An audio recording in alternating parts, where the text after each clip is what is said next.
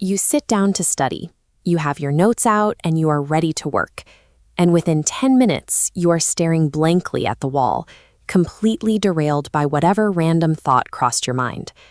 While it is easy to blame the smartphone on your desk, the device is merely the delivery system for a much deeper neurobiological shift. The real antagonist is your brain's dopamine baseline. Over time, your mind has been trained to demand constant, effortless stimulation as its default state. We are going to recalibrate that system right now. Grab your phone, your study materials, and the specific assignment you have been avoiding. In the next 5 minutes, we will build a physical environment that makes focus the path of least resistance. Consistent focus relies on the physical engineering of your immediate surroundings, rather than the strength of your willpower. Consider the impact of waking up and immediately checking social media. This floods your neural pathways with high-intensity signals, much like walking straight into a loud, chaotic concert before your eyes have even adjusted to the light. This dial represents your brain's expected stimulation. Scrolling early cranks this dial to the maximum.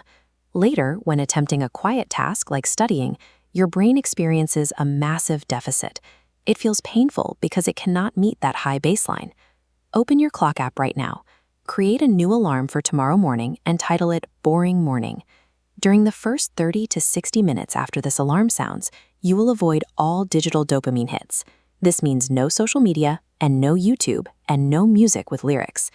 This tactical reset allows your dopamine receptors to recover.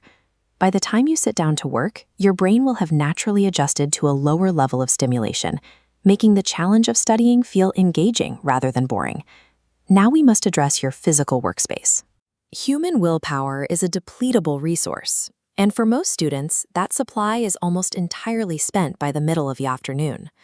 To preserve your mental energy, take your phone and log out of the one application that consumes most of your time. Put the device on silent and place it inside a closed drawer or a different room. It must be out of direct line of sight. This introduces friction. By making the phone difficult to reach and the apps difficult to access, you force your brain to weigh the effort of the distraction against the effort of the work. Conversely, you should remove all friction from your study task. Open your textbook, uncap your pen, and have materials ready before you even begin your 10-minute timer. Engineering this physical divide offloads the heavy burden of self-control from your mind and places it onto the structure of your room. Even with a perfect environment, the thought of a multi-hour study session can trigger a sense of dread that keeps you from ever starting. We bypass this using the Zeigarnik Effect. The brain experiences tension when a task is unfinished. Because it seeks completion, the hardest part is opening the loop. Once in motion, your mind resolves that tension. Look at your materials and commit to working for exactly 10 minutes. You have explicit permission to stop the moment that timer goes off. Prepare to cross that starting line. This micro-commitment is the only hurdle you need to clear to activate the momentum you need. By artificially lowering the barrier to entry, you trick your brain's defense mechanisms into staying quiet until the Zeigarnik Effect takes over and pulls you into deep focus. Your system is now active. Your morning alarm is set, your phone is quarantined, and your materials are open. Your difficulty with focus was a predictable result of an environment designed to hijack your attention. The second this video cuts to black, start your 10-minute timer. Understanding dopamine is only useful if it leads to immediate action.